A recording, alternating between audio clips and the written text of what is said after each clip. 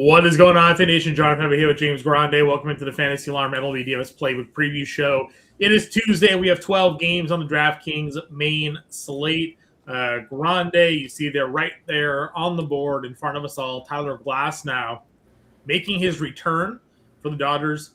DraftKings, $10K right away. Just immediately throwing it in our face at $10,000. So we'll discuss that. We'll discuss each position. We'll break it down. We'll build a lineup at the end of the show. We appreciate you all tuning in again. We are hitting the home stretch of the MLB DFS season. You'll notice slowly but surely DraftKings starting to cut pricing and or cut prize pools as the football season rolls around with their infinite Millie Maker contests that they run, and now their NFL season monopolizes like 7 days a week at this point. With a Wednesday kickoff this year. I was going to say, did I hear Wednesday? I thought I saw something that said Wednesday game for... Yes, the Wednesday game. Wednesday, Seattle Patriots. Yeah. Can I make a comment? Sure. I hope this doesn't offend anybody. And NFL is full of scumbags. Yeah. They're stealing every day. They can't... Every day. Dude, the season begins with a Wednesday night football game, a Thursday night football game, a Friday night football game. Sunday, Monday. Scum. Absolutely are. So anyways, the NFL doing everything they can to take all your time and therefore going to throw into a lot of the contests here. And obviously a lot of our coverage continues with baseball. We'll have a lot of football content on the channel as well. So get ready for seeing a lot more of my face on this channel than you already do. Ronnie doesn't do football. He does basketball, but I do all. Anyways, we will... next season, John, KBO. We'll be back and we'll be living the streets. That is true. Gavin Williams is your top price starting pitcher. He's a righty that draws the Angels at a 10-5. I would suspect fair share of ownership's going to land on that man. You know, probably. As we mentioned, Tyler Glasnow, $10K against the Braves. Kyle Harrison at $9,500 against the Mets. Jacob deGrom against the White Sox. Paul Skeens at $9K, and deservingly so. Not even a misprice. That man is not pitching well. You don't need to dive into Gavin Williams versus the Angels too much here. I imagine he's just the number one with the bullet for you. Yes, Mega Chalk. He is number one with me. He is number one with the field.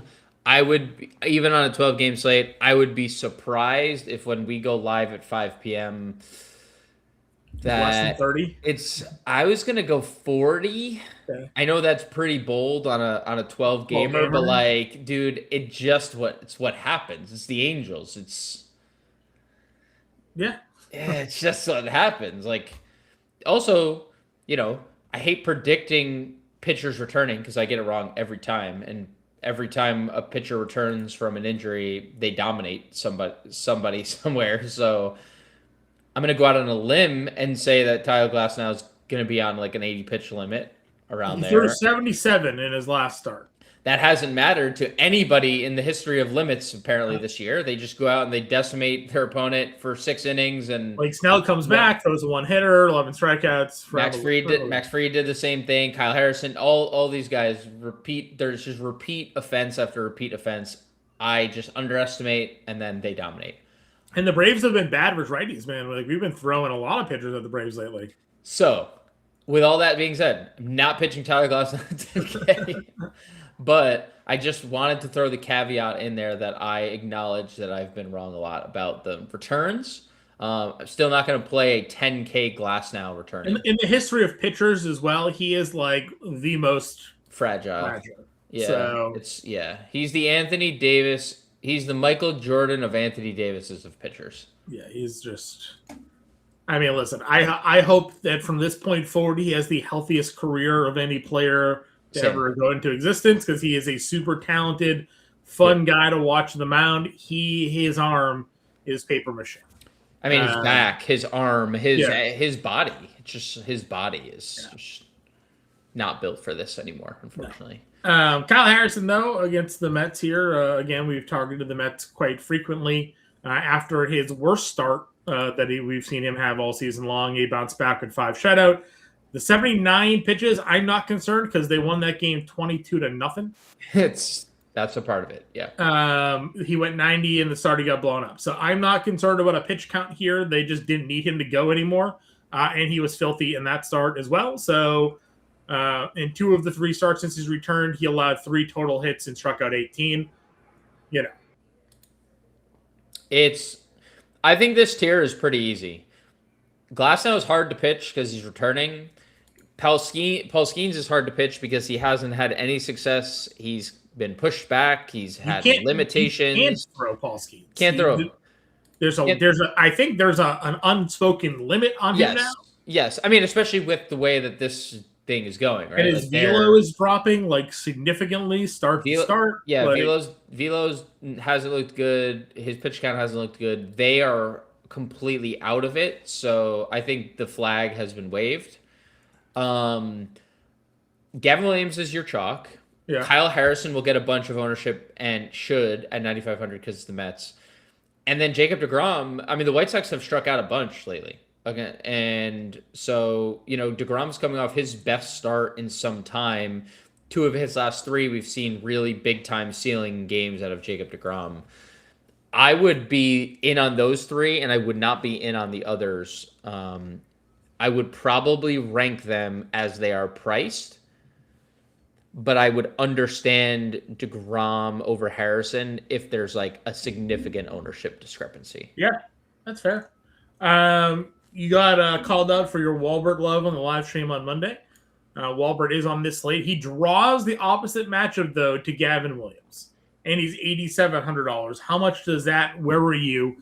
Because generally, again, we're not afraid of Cleveland's offense here. So, we would be all in on the Walbert train, but win equity could be lacking here at $8,700. Yeah, it's obviously a factor.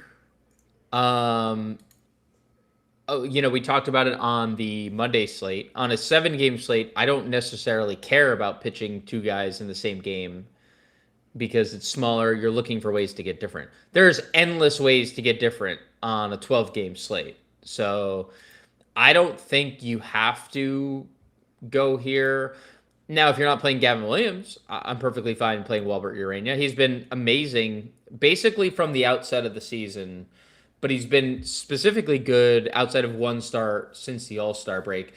His velo has actually ticked up. He's been consistently over 100 miles an hour since the All-Star break, which, is really fast. Especially as you're getting stronger in your rookie campaign. You're throwing harder, which is insane. But yeah, I think Walbert is great. And I'm always going to be the bus driver here until he gives me a reason not to be.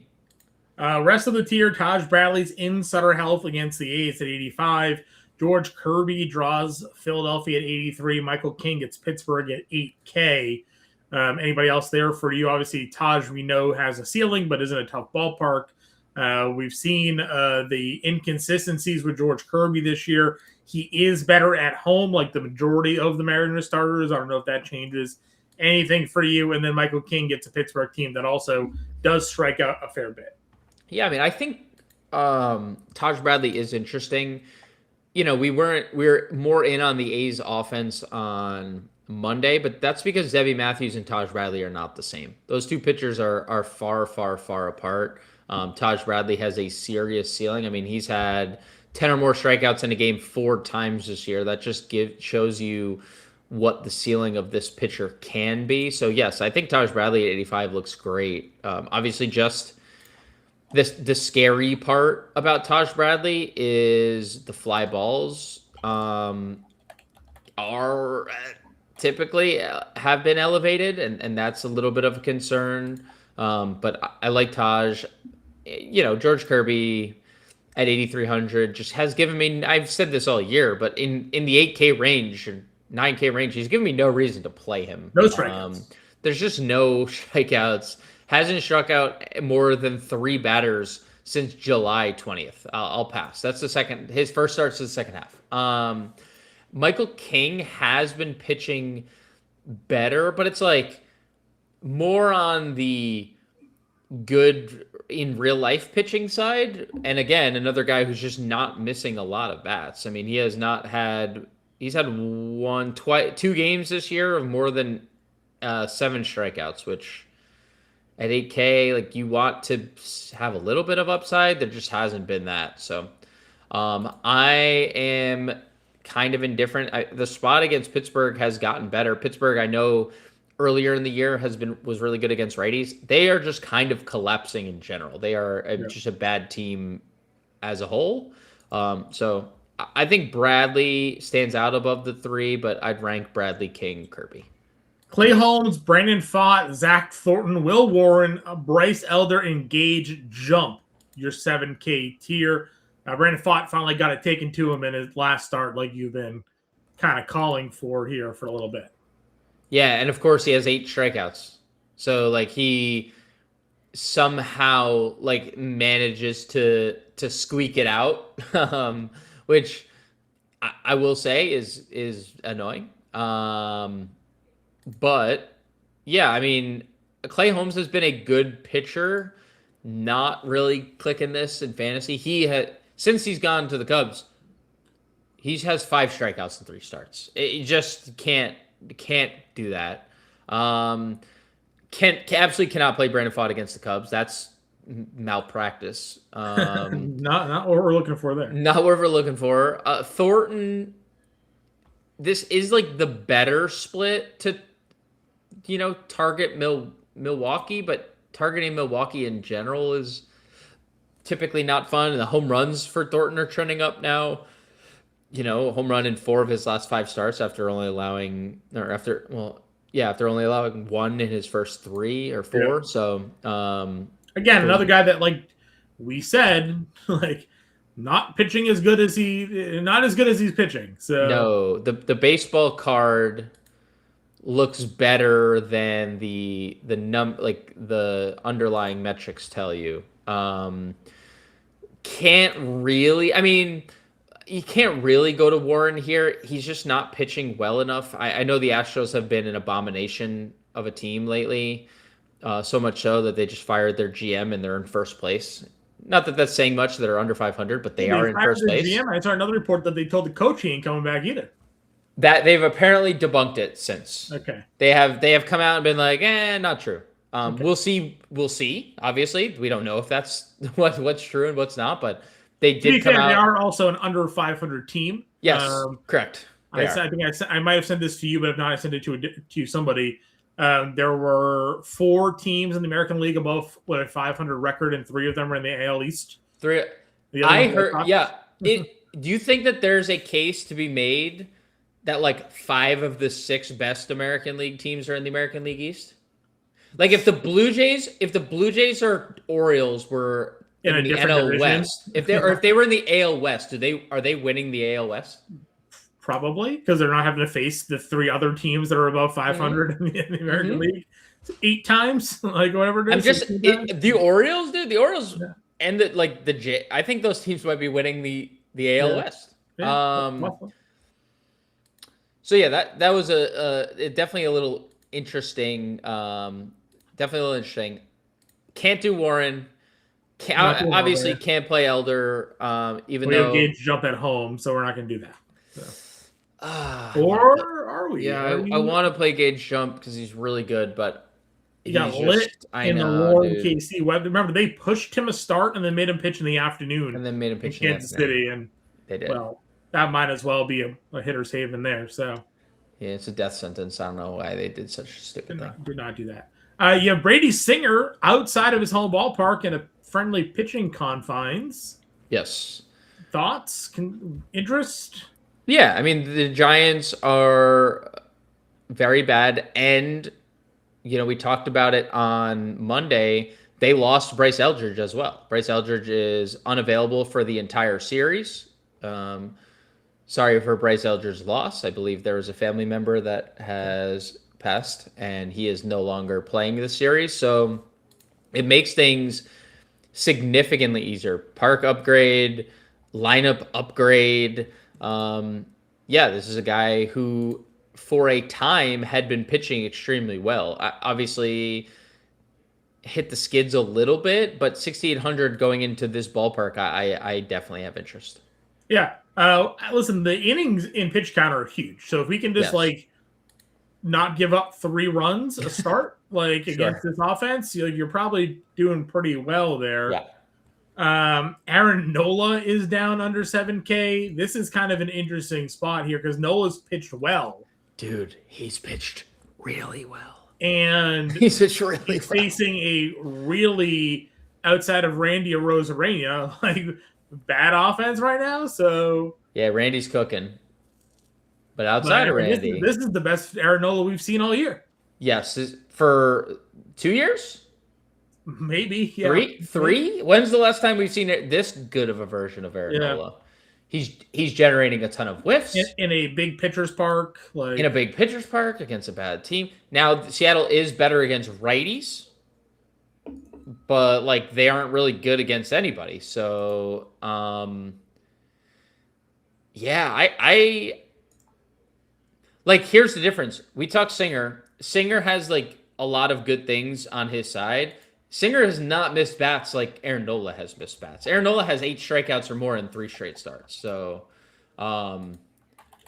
I think Nola is the preferred option, especially with the strikeouts. So I'll lean Nola over Singer for strikeout upside, but I think both are firmly in play. Yeah, no, I like Nola more. Just kind of given the current form and ceiling that you can get there. Yeah, it's the strikeouts versus what Brady Singer's going to give you. Yeah. Anthony Kay, he is a lefty facing the Rangers. So yes, there's a lot of strikeout appeal, and the Rangers could hit a bunch of home runs. That's basically the Rangers' offense, right? In a nutshell, against lefties, they strike out a bunch while also being able to possibly hit home runs. And as we highlighted on the Monday live stream, Corey Seager is looking good. Corey Seager looking great tonight. Jose Urquidy, the man we thought he was. The pumpkin turned back into a pumpkin. Yes, there's a reason he was 5,500 on that slate. He showed you why. Yeah, Corey Seager, just another casual 3. He's gonna end the year with an 800 OPS. We're gonna forget that he was ever terrible at any point of the year. If he wasn't hurt, look at the year he had. Seth Lugo gets Toronto. Liberatore against the Baltimore here. Pecco gets the Yankees. Scherzer's now under 6K. Just retire. Adrian Hauser and Chris Bassett also down here. The Scherzer. I didn't have the Max Scherzer blowing up at his teammate on my bingo card. I will say that Jesus Sanchez not catching that fly ball. Did you? Yeah. Dude, I've never seen somebody so far away from a fly ball that there wasn't sun related to. He was so far away from that fly ball. It was insane. It was so far away the camera couldn't pan to the correct place. Yeah. Listen, obviously he had pitched a little bit better going into that start, but he still got a 7 ERA, dude. He still has a 7 ERA. Not a way you end your Hall of Fame career. How did Scherzer finish out? Ooh, 8 ERA in Toronto. What? Ooh, Josh Bell 3-run tank. Oh, double. I thought it was gone. Hit the wall. Stayed in the yard. Red Sox won 100 games this year. Mathematically not possible. Do we have 29 games left? Yeah, you should have 29 games. Yeah, I think there's probably 30 games left. Okay. 100 wins still in play. What's the Milwaukee has 80, right? I think Milwaukee has the most Milwaukee's wins. the best record in baseball, despite having the fewest home runs hit. 81. That's insane. Yeah, Milwaukee 81 and 50, 130. So they have 31 games left. Milwaukee. Boston's what, 72 and 59? 72 and 59, yeah. I'm not gonna. That's 130? 131? Yeah, so you literally have to win 31 games. Every game. You have we can go 32. We can go 28. Yeah, 2-game cushion. I mean, you did it. You almost did it before. So shoot, you can do it again. Yeah, there's nothing down here. Okay. I can get behind Adrian Hauser. Okay. Big ballpark. He's been good. And Cincinnati. We know what Cincinnati does against right-handed pitching. They don't do anything. They don't do anything good. Catcher Ben Rice is 61. Playing catcher. His catcher, Ben Rice. Ryan Jeffers was your top rostered catcher on the Monday slate. He gets another lefty in Sacramento, so good chance he is again very highly rostered at $5,100. Baldwin, Moreno, Jensen versus Scherzer, Javon Herrera against Bassett. It's your top 6 catchers. I just had a hiccup. I hope that doesn't continue for the whole show. That would be That'd be pretty rough. You mute for planes. I mute for hiccups. Dude, they must be rerouting the planes. I know. I could tell. Dude, I've never. Usually, I get like maybe 3 a day total. I've had 4 in this one show. So yes, I've seen. I could tell by the.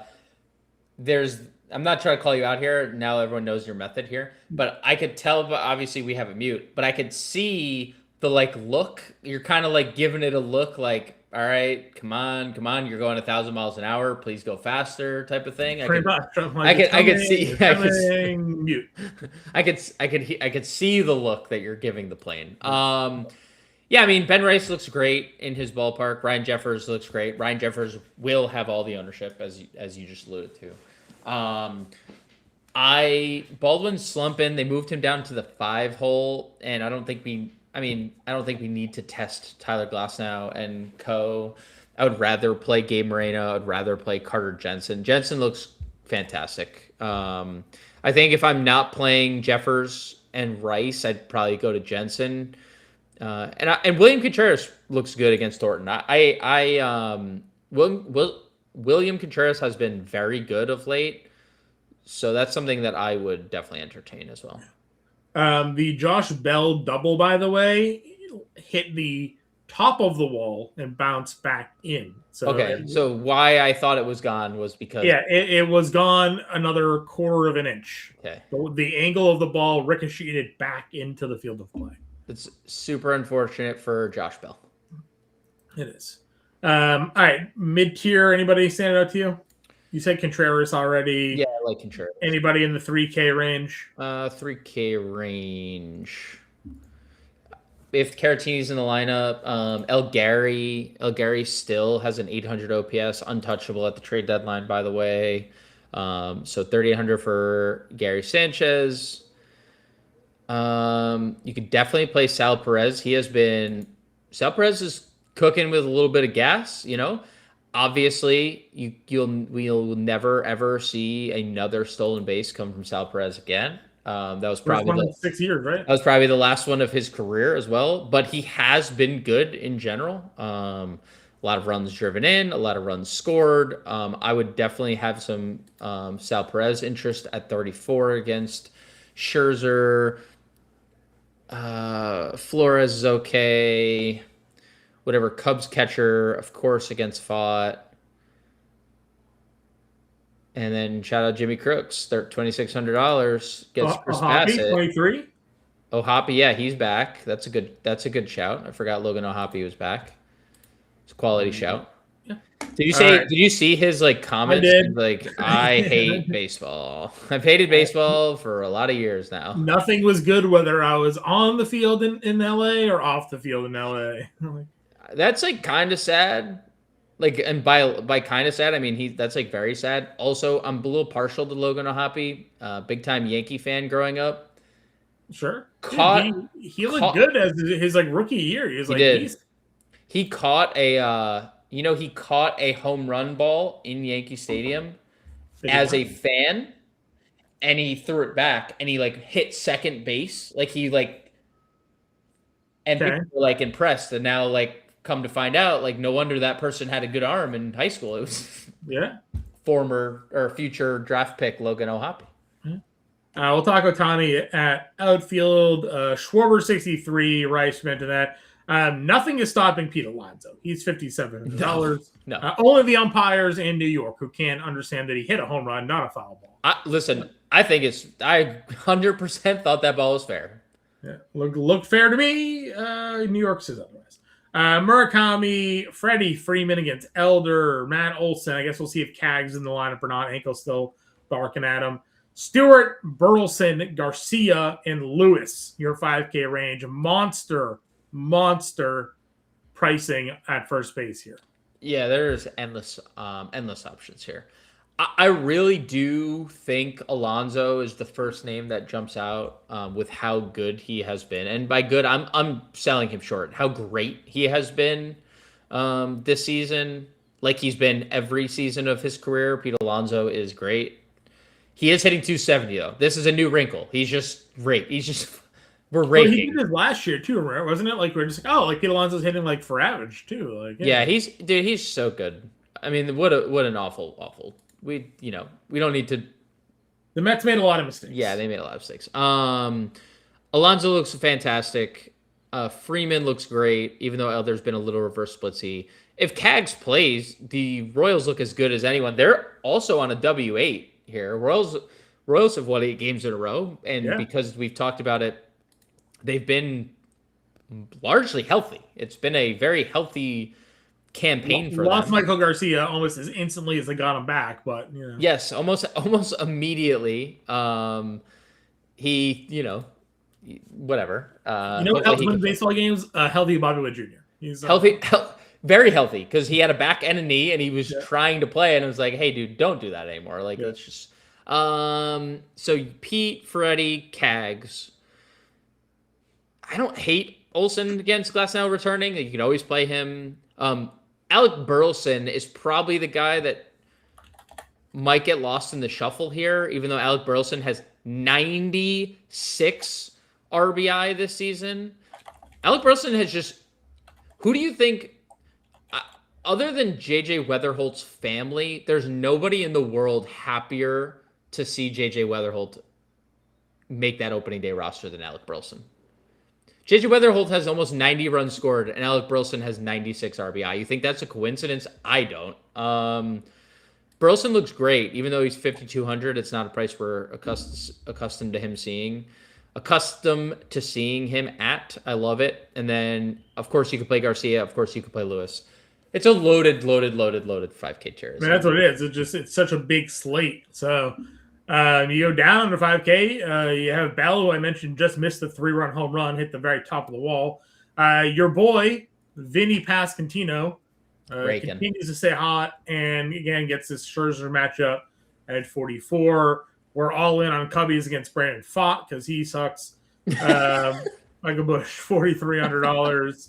Rafi Devers, 41. Ty France, 41. Berger homer tonight. He's 4K.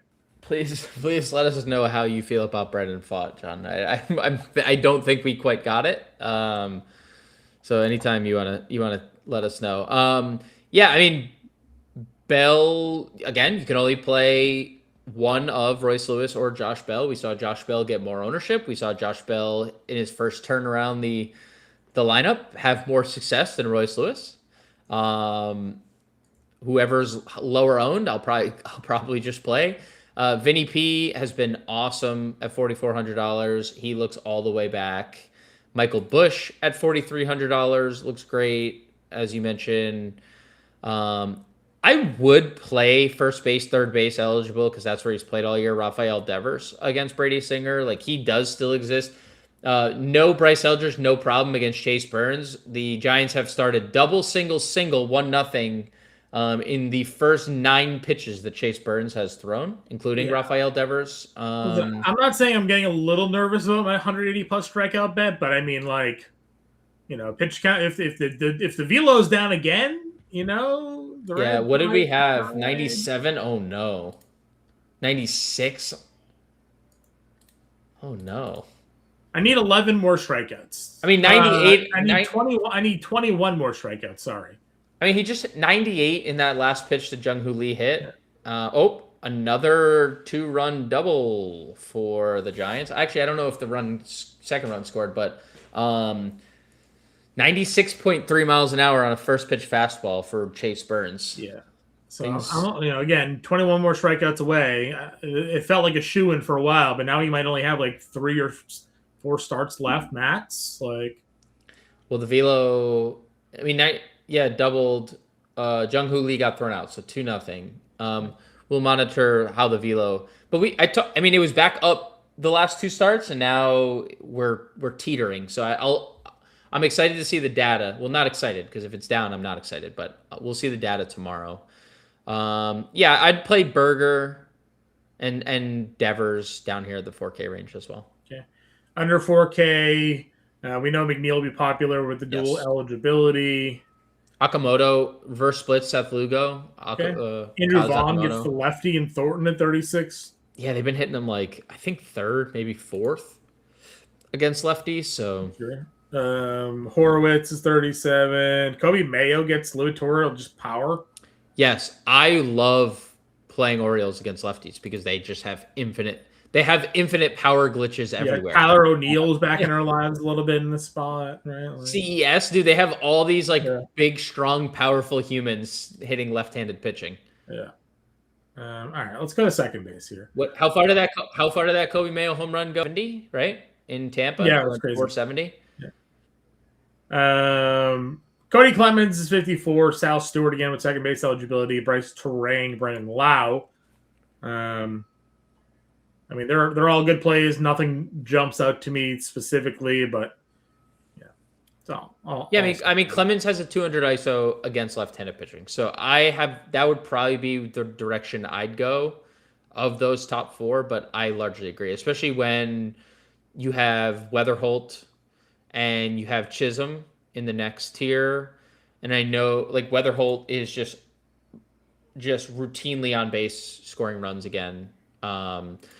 Jazz has Marte is just supposed to play next week now. I know it's such an embarrassment. Jazz has actually had a lot of really good at bats lately. Stealing bags too. Yeah, he steals bags. He's starting to look good, and now is better late than never. As long as if you were told that Jazz Chisholm will just hit 240 for the rest of the season, you'd take it.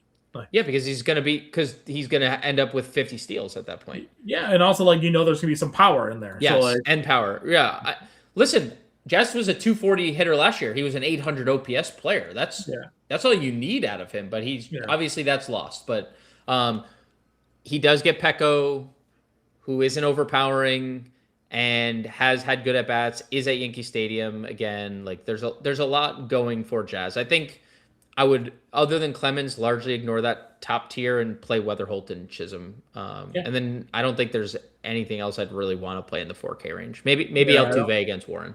Yeah, Pedro Ramirez is 4K versus 5. Yeah, Pedro at 4. I didn't realize Pedro got up to 4K, but they bumped him up. Yeah, Massey's 36. Tommy Edmonds 35. I know it's not the right split for him, but I mean I would go there. Yeah, he's good. I mean, he's just a good baseball player. Foscue versus a lefty at 34. He homered the other day. They let him off too against a lefty the other day. Let's see. Walton's 33. Yep, he'll get a little bit of ownership there for sure. We had the Cody Freeman $2,300 play if you want to play him against Anthony Kay. He's a switch hitter, or he hits from the right side rather. Sure. Third base then up at the very top here. Bregman's 59 now. Miguel Vargas 54. Geloff 53. Jose Ramirez 52. Manny Machado 5K. Wow, Zach Wheeler is so broken. Zach Wheeler just gave up a 3-run home run to Julio, first 3 batters of the game. Boy, oh boy, he's broken. Poor Zach Wheeler, he's broken. Imagine having Zach Wheeler and Paul Skeens on your fantasy team. Not even starting them half the season. The good parts. Yeah, I mean, Witt has been as good a fantasy asset as you could ask for out of anybody. So yes to Bobby. Always yes to Ellie. I don't necessarily love Jeremy Pena at 52. He had that Jordan stretch and has basically been an average baseball player since then.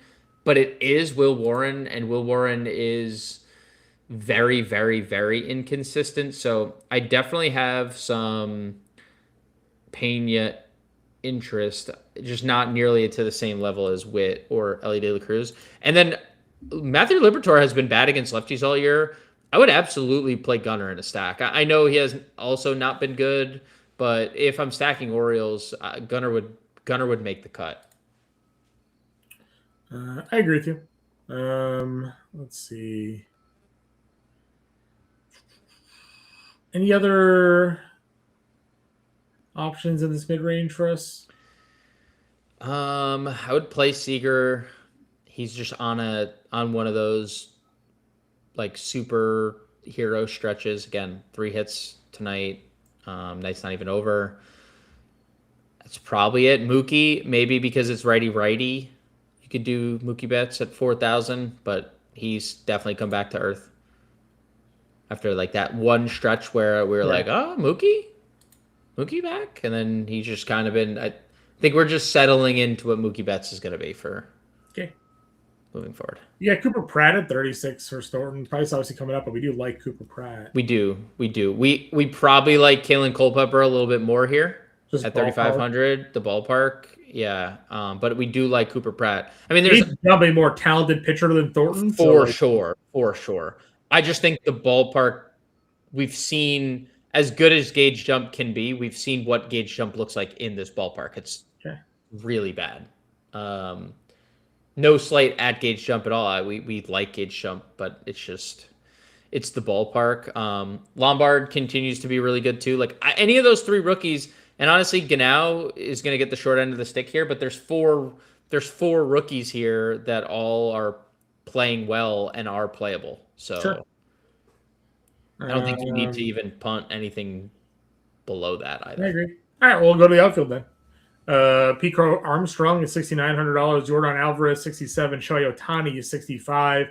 O'Neal Cruz at $6,200. Byron Buxton and Fernando Tatis. Feels like the most outfielders we've ever had, $6,000. It's a lot. And like, we know what's going to happen. Buxton's going to get all the ownership again, like he did. Ohtani will, because Ohtani always gets ownership, especially with the way that the positional eligibility stuff works. Like, he is going to get ownership, first base, outfield. People always play Shohei. You said it, and obviously he had only one at bat, so this is like, it's kind of a unfair thing. But dude, PCA, if he's 6,900 and that's expensive, but if he's getting no ownership again against Brandon Pfaadt, I have absolutely no problem going there. Love Jordan against Will Warren, like love Jordan against Will Warren. That's prime home run to the third deck at Yankee Stadium territory. You mean I don't think there's a wrong play. I mean, no, I don't think so. I don't think so either. If you want to go further down, Harbor against Kirby, Jordan Walker against Bassett, fine. Chourio versus Thornton looks good. Corby, Seiya, Wyatt Langford's at 5K. Like, I'm good there. Like, Mike Trout might be the only one in Geloff, even though Geloff's got really good home splits. I don't want to pay $5,300 for Zach Geloff, so Trout and Geloff might be the only 2 I don't play. Yeah, and if you're being contrarian, like, you could make the case for Geloff. Yeah. Because he's in that ballpark, right? Just because the ballpark that he is so insanely good at. Your boy Bellinger's back for the Yankees, $4,700. Yeah, he's just been so powerless. I know he's been good at, like, he has been good all year at Yankee Stadium. Like, if you want to talk about, is he rivaling? Do we have a rival of Zach Geloff? What? Look at the splits for Bellinger. Look at the home away splits. Yeah, like, I knew they were good. Like, I knew they were like pretty drastic. That is like elite. Crazy. Yeah, it's crazy drastic. I guess maybe. I mean, Bellinger or Grisham, both 47, 44 there. Yeah, I would definitely rather get to Grisham. He's been on a heater, especially in the power department. He's been homering a bunch in August. Are we not afraid of Paul Skeens? Like, Jackson Merrill, is that now like a play here? Yeah, it's a tough one. Like, it's a tough one, right? Because we know that Skeens is pitching poorly, but at any point, Paul Skeens is Paul Skeens just going to like decimate opposing lineups? You know, like, it's Paul Skeens. I don't think he is. You think he's just cooked? Do you think Paul Skeens is just absolutely cooked? Spending too much time with Livy, you know? No. Got to refocus. She's probably like, "Why are we still in Pittsburgh, man?" Like, that is obviously part of the equation down the line, but like, I don't think Paul Skeens. Who knows, man? Yeah. I guess. Yeah, I guess. Never know what's going on in these worlds. I personally don't like really want to target Paul Skeens. Like, I'm okay just like ignoring using him, but like I think you're gonna get like a no rostered pirate stack because of it, and Padre stack because of it, and then Paul Skeens isn't gonna be good. And then the Pirates bullpen's not going to be great. And you could maybe get some tournament leverage on, again, it's 12 games. So if you're playing a 20 max, you get one Padre stack in there. That might be the one that comes home with you. Okay. So. I will give you that is, I can get behind that. Because we know like Keyshaw is going to get all the ownership down here at 42. Yeah. Springer, Ian Happ, if you're playing a Cub stack, he again led off the game with a hit and scored. So Ian Happ looks to be turning the corner again. I would play Lawrence Butler in that ballpark. He's and Bolte as well. Both are super streaky players. Sure. Let's see. Blade. You kind of like Hauser. It's not a great ballpark for Blade there. I do. I mean, he's been good, dude. Sure. And the Reds are just a terrible, terrible offense against right-handed pitching. Colin Tucker's down to $3,800. It's probably too expensive, honestly. It might be. Is that rude to say? I mean, why is Kyle Tucker? He's a 689 OPS this year, 230 average.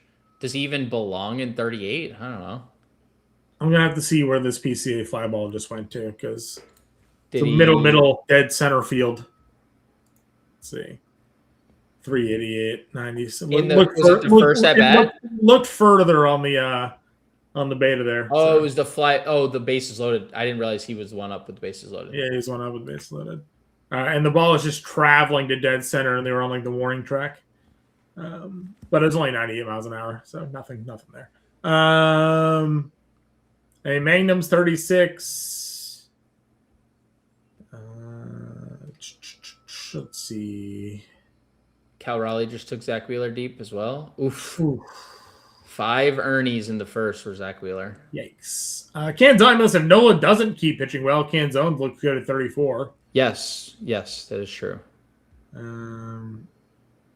Oscar's down to 33. Jesus. That is a good spot for Teoscar. Again, Elder has been a little reverse splitsy, so I'd be okay going there.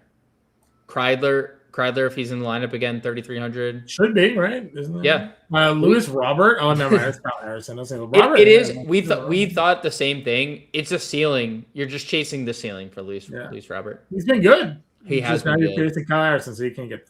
The Mets have been weirdly good, John. The Mets have been good. Yeah. Varsho in Yankee Stadium versus Will Warren. There's some power there. Yes. Conforto homered. Dude, Spencer Jones. Dude, he's been. Spencer Jones has had a really good stretch of baseball. He's also let me see what the updated sprint speed is. He is they talk about it, and I still don't believe that he's the fastest player on the team, but he's 91st percentile sprint speed as well, and he's stealing bases. Dude, he's scooting. He is scooting. I'm a fan. I'm a fan of this guy right now. He's been consistently the best at bat on the Yankees, other than Trent Grisham. Any other value plays? Tyler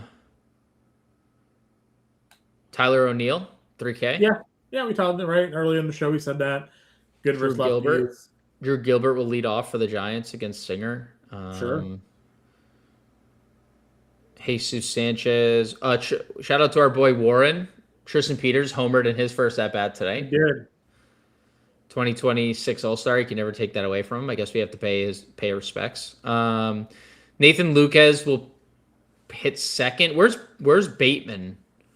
Dude, this guy, Brett Bateman. Right? Oh my God, dude. All series against the Yankees, he just was always on bases. He's $2,600. He is hitting 305, $2,600. Okay, that works. All right, let's get a lineup going here. I kind of want to use Nola. I'm not gonna lie to you. I do. Yeah, I think that looks good. We do Nola Gavin. That's $4,100 for your players here. You mentioned liking Culpepper again.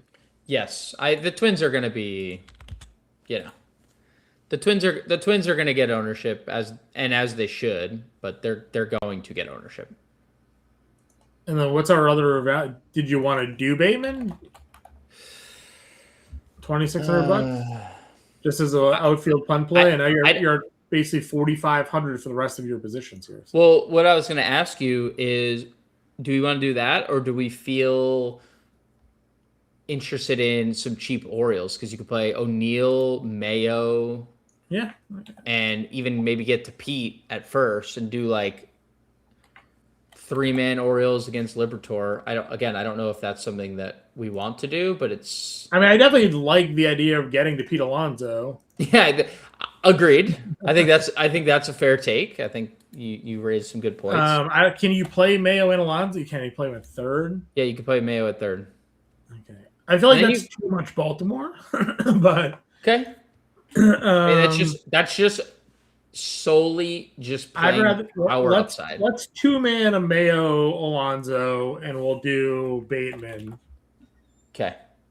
And now we're at back to $4,400 for your catcher. Okay, leave it there. Yep, leave it there. Perfect. All right. We will have the live stream at 5. We'll have the playbook out from Keith. Obviously, all the good stuff for you guys to get ready for this slate. We appreciate you tuning in. We'll catch you later.